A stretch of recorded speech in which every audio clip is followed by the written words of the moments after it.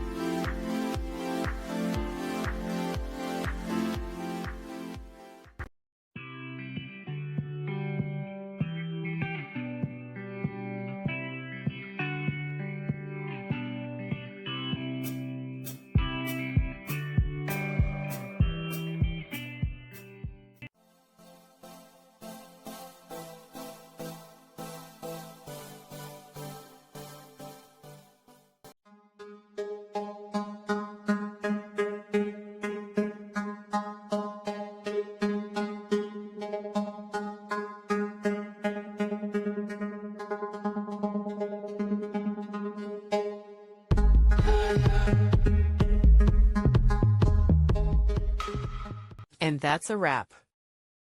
I hope you found the answer you were looking for. If you did, take a second to hit that subscribe button. It really helps out. And let me know in the comments which solution worked best for you. See you next time in the debug zone.